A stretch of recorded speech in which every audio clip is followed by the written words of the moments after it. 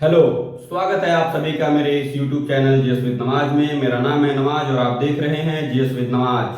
आज के इस वीडियो में हम बात करने वाले हैं ब्रिटेन में हुए आम चुनाव के परिणामों पर। ब्रिटेन के आम चुनाव के परिणाम घोषित हो चुके हैं और एक बार फिर लेबर पार्टी ने बड़ा उलटफेर करते हुए एक ऐतिहासिक जीत दर्ज की है। 14 सालों तक कंजर्वेटिव पार्टी की सरकार रही जिसके प्रधानमंत्री रहे ऋषि सुनक। इन 14 सालों में कंजर्वेटिव पार्टी ने लगभग 5 प्रधानमंत्री बदले। 5वें प्रधानमंत्री के रूप में ऋषि सुनक ने शपथ ली थी और ऋषि सुनक एक अच्छे प्रधानमंत्री के रूप में साबित हुए। लेकिन साल 2024 में हुए ब्रिटेन के आम चुनाव में बड़ा उलटफेर हुआ और कंजर्वेटिव पार्टी ने एक ऐतिहासिक जीत दर्ज की। 1997 के बाद से लेबर पार्टी की यह दूसरी सबसे बड़ी जीत होगी। 1997 में लेबर पार्टी ने 418 सीटों पर कब्जा कर सरकार बनाई थी और उस वक्त के प्रधानमंत्री बने थे टोनी ब्लेयर।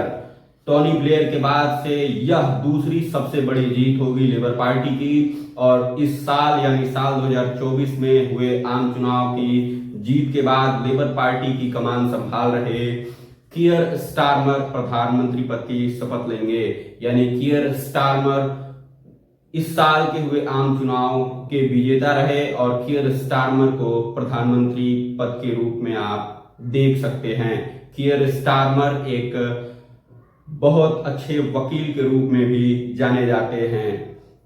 बात करें अगर हाउस ऑफ कॉमन्स की कुछ दिलचस्प रोचक चीजों की, तो हाउस ऑफ कॉमन्स में कुल 650 सीटें हैं और जादुई आंकड़ा छूने के लिए 326 सीटों की दरकार होती है। यानी इंग्लैंड यानी ब्रिटेन की हाउस ऑफ कॉमन्स यानी ब्रिटेन की लोकसभा में कुल 650 सीटें हैं और मेजॉरिटी हासिल करने के लिए कुल 326 सीटों की जरूरत होती है।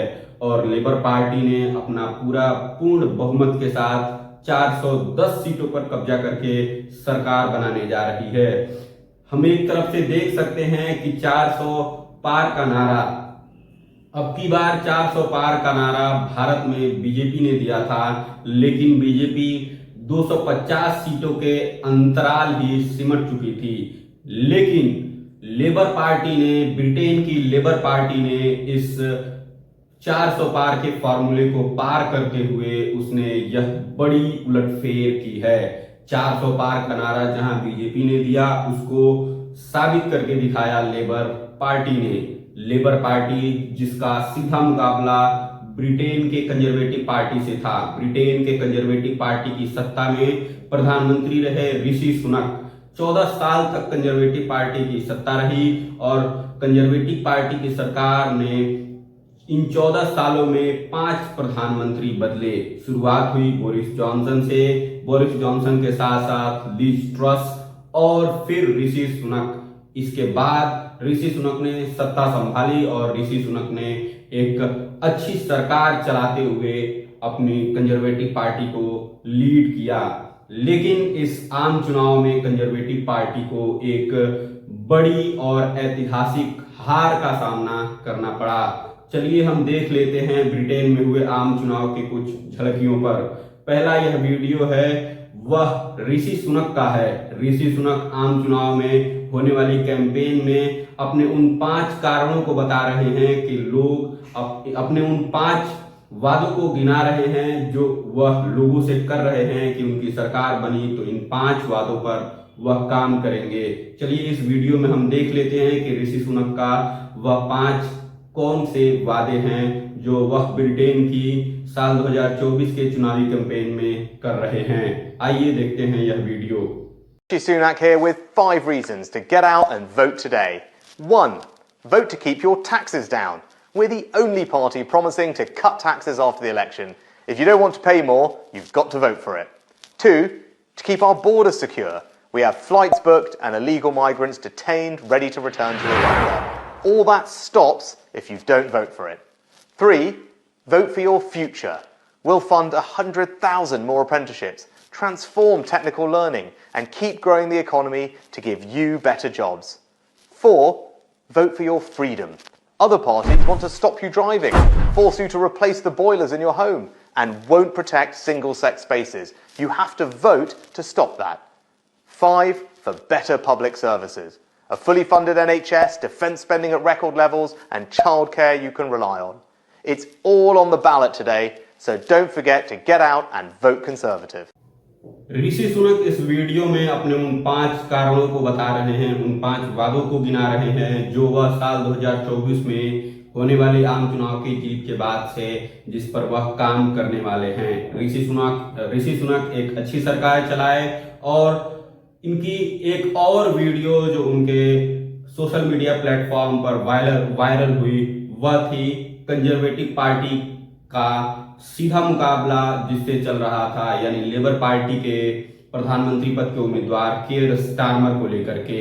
उन्होंने इस वीडियो में कियर स्टारमर पर सीधा हमला बोला और उन्होंने लोगों से अपील की कि यदि वह एक ब्लैंक चेक लेबर पार्टी के उम्मीदवार कियर स्टारमर को दे रहे हैं तो वह ब्लैंक चेक को फिर से दोबारा वापस लेने की उम्मीद न रखे और कंजर्वेटिव पार्टी को वोट दे।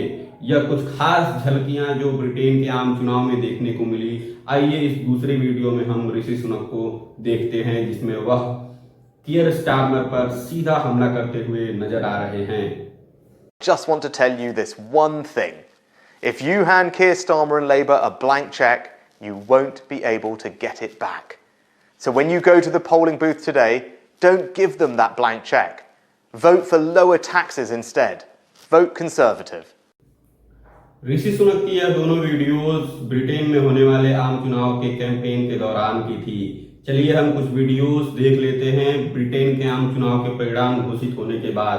पहला वीडियो होगा वह है कियर स्टारमर की विजयी होने के बाद की वह भाषण जो इंस्टा, फेसबुक और ट्विटर पर वायरल हो रही है।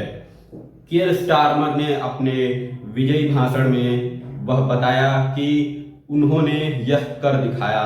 उन्होंने ब्रिटेन की जनता को धन्यवाद दिया और उन्होंने कहा कि ब्रिटेन की जनता ने यह कर दिखाया और एक बार फिर से ब्रिटेन की जनता को बदलाव नजर आएगा। उन्होंने बदलाव की बात करते हुए अपने ब्रिटेन की जनता को धन्यवाद दिया कि उन्होंने कियर स्टारमर को एक बड़ा मौका दिया और 400 पार का जो नारा था वह ब्रिटेन में सही साबित हुआ। आम चुनाव में जो परिणाम आते हैं तो एक पार्टी को आशा नजर आती है तो एक पार्टी को निराशा नजर आती है। आम चुनाव के परिणाम के बाद से ब्रिटेन में जो आशावाद की लहर उठी वह लेबर पार्टी की उठी और निराशा हुई कंजर्वेटिव पार्टी को, यानी कंजर्वेटिव पार्टी को लीड कर रहे नेता ऋषि सुनक को।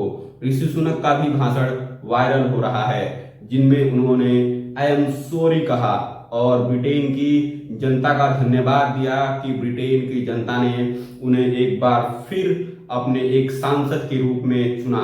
यानी ब्रिटेन की इस आम चुनाव में कंजर्वेटिव पार्टी तो हार गई लेकिन ऋषि सुनक को एक जीत मिली। ऋषि सुनक अपने संसदीय क्षेत्र से जीते, हालांकि उनका जो वोटिंग का जो मार्जिन था वह वोट मार्जिन जो था वह कम हो गया था।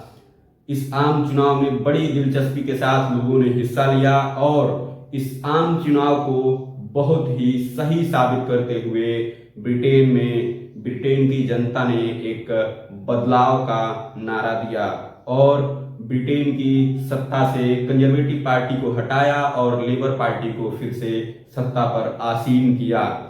चलिए हम ऋषि सुनक के इस वीडियो को भी देख लेते हैं जिसमें उन्होंने ब्रिटेन की जनता को इस 14 साल की कंजर्वेटिव पार्टी की सरकार में रही सभी कामों को बताया और ऋषि सुनक ने यह भी बताया कि वह आशा करते हैं कि अब तक ब्रिटेन बहुत ही मजबूत देश के रूप में उभर चुका है और वह आशा करते हैं कि कियर स्टारमर ब्रिटेन को आगे बढ़ाने का काम करेंगे और उनका यह वीडियो वायरल भी हो रहा है। चलिए हम देखते हैं ऋषि सुनक के इस छोटे वीडियो को। We did it! You campaigned for it, you fought for it, you voted for it, and now it has arrived. Change begins now.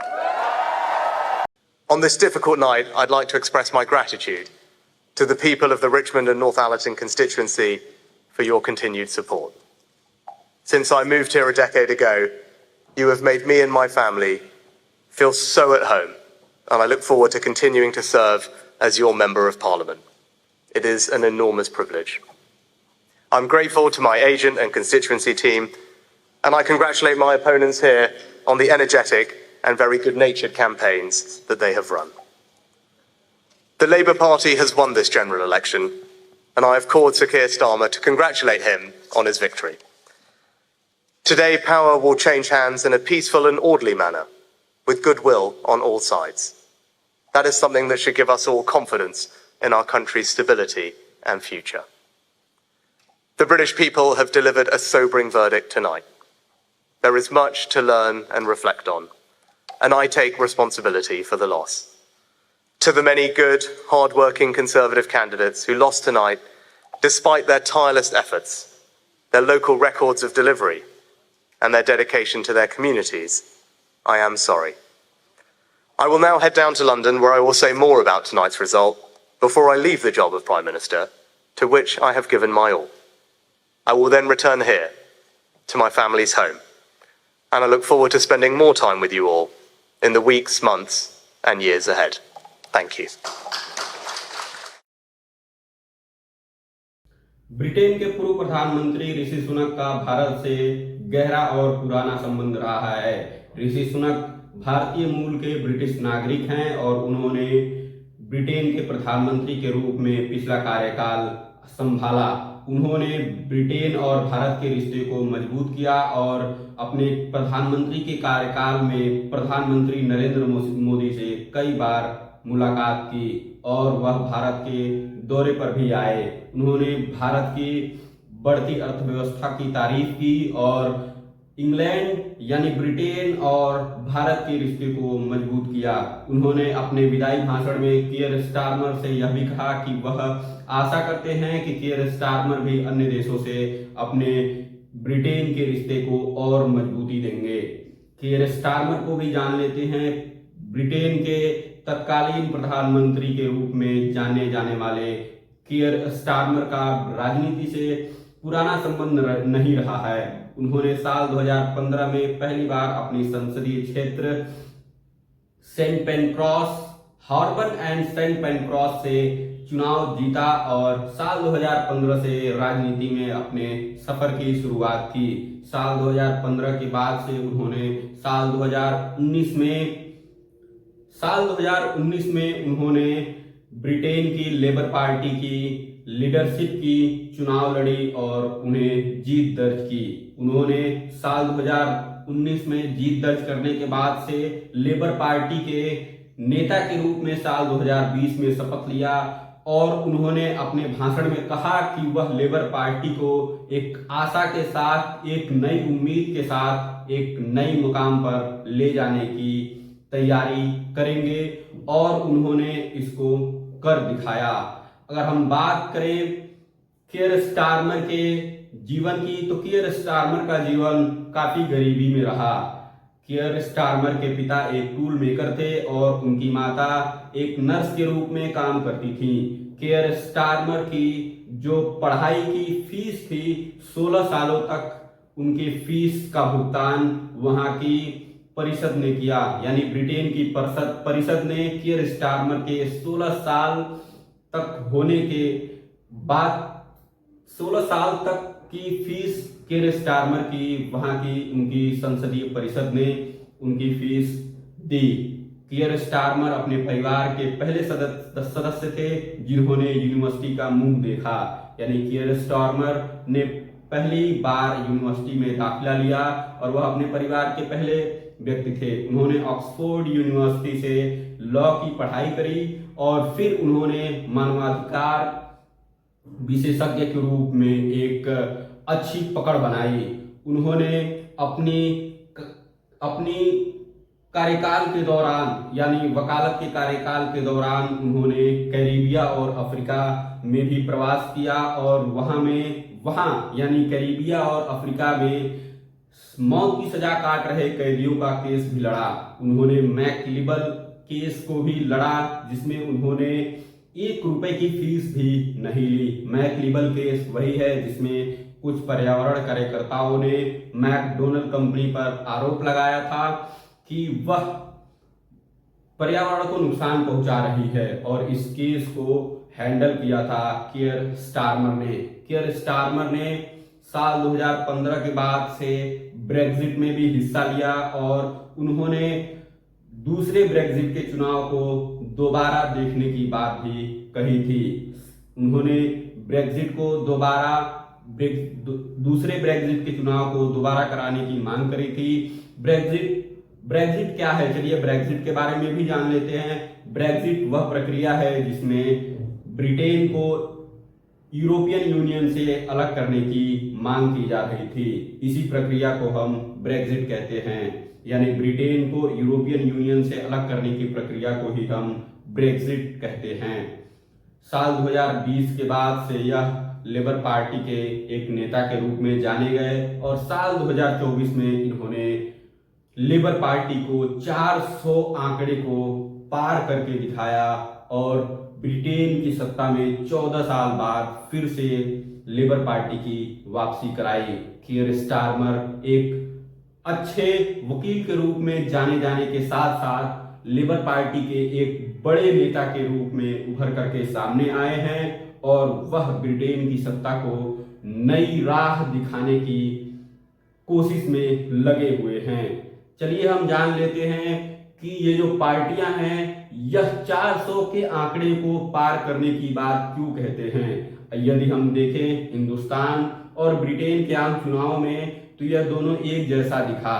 Britain और हिंदुस्तान की जो प्रक्रिया है यह भी सेम है। यदि हम बात करें ब्रिटेन और हिंदुस्तान के नॉमिनल हेड की, तो ब्रिटेन में जो नॉमिनल हेड होता है वह वहां की जो किंग होते हैं, या फिर क्वीन इस वक्त किंग है, तो जो ब्रिटेन का जो नॉमिनल हेड है वह किंग होता है। वहीं हिंदुस्तान का जो नॉमिनल हेड है वह प्रेसिडेंट होता है। वहीं अगर हम एग्जीक्यूटिव की बात करें, तो एग्जीक्यूटिव हेड में इंग्लैंड यानी ब्रिटेन में भी प्रधानमंत्री होते हैं, और हिंदुस्तान के लिए एग्जीक्यूटिव हेड के रूप में प्रधानमंत्री को जाना जाता है।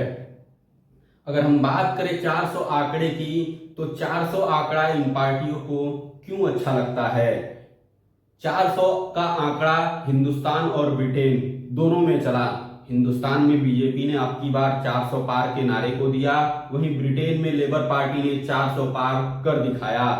हिंदुस्तान में बीजेपी 250 के अंतराल में ही सिमट कर रह गई, और उसे बड़ा झटका लगा कि बीजेपी इस बार जो नए रिफॉर्म्स करने वाली थी कॉन्स्टिट्यूशन में, उसको उसने नहीं होने दिया। यानी हिंदुस्तान की जनता ने हिंदुस्तान के कॉन्स्टिट्यूशन में होने वाली बदलाव को रोकते हुए बीजेपी को एक नई राह की तरफ ढकेल दिया, और बीजेपी बैकफुट पर आ गई। अगर हम बात करें 400 आंकड़े की, तो 400 आंकड़ा इसलिए जरूरी होता है क्योंकि किसी भी संविधान के किसी भी संशोधन के लिए मेजॉरिटी का होना जरूरी होता है। अगर कोई भी पार्टी अगर पूर्ण बहुमत के साथ से सरकार बनाती है, तो वह संविधान या फिर देश में अन्य बदलाव को अपने दम पर ला सकती है, उसे किसी दूसरे की जरूरत नहीं पड़ती है। अगर हम बात करें लेबर पार्टी की, तो लेबर पार्टी बहुमत के आंकड़े यानी ब्रिटेन में 650 कुल सीटें हैं, जिसमें 326 बहुमत का आंकड़ा है, और लेबर पार्टी ने 410 सीटों पर कब्जा किया है। यानी लेबर पार्टी अब बहुमत के आंकड़े को पार कर चुकी है, और वह कॉन्स्टिट्यूशन के साथ साथ किसी भी बदलाव में, किसी भी रिफॉर्म में उसे किसी अन्य पार्टी का सहयोग नहीं लेना पड़ेगा। यही कारण है कि जो नई पार्टियां होती हैं, जो छोटी पार्टियां होती हैं, यह सरकार बनाने में एक सफल और अच्छा कार्य करती हैं। अगर हम बात करें छोटी पार्टियों की, तो चलिए हम लेबर पार्टी के सभी आंकड़ों को देख लेते हैं। 410 सीट मिली ब्रिटेन की लेबर पार्टी को, वहीं 131 सीट पर कंजर्वेटिव पार्टी सिमट करके रह गई। अन्य सभी पार्टियों की जो सीट्स हैं आप इस पिक्चर में देख सकते हैं, जो BBC न्यूज के द्वारा जारी की गई है। आज के इस वीडियो में इतना ही। आगे हम मिलेंगे अन्य और पॉलिटिकल खबरों के साथ। जुड़े रहिए हमारे चैनल जीएस विद नवाज के साथ। हमारे चैनल को लाइक करना ना भूलिए, शेयर करना ना भूलिए और कमेंट में अपनी राय रखना ना भूलिए कि आपको यह वीडियो कैसी लगी। और अगर आप इस चैनल पर नए हैं तो आप इस चैनल को सब्सक्राइब करना भी ना भूलें। तब तक के लिए धन्यवाद।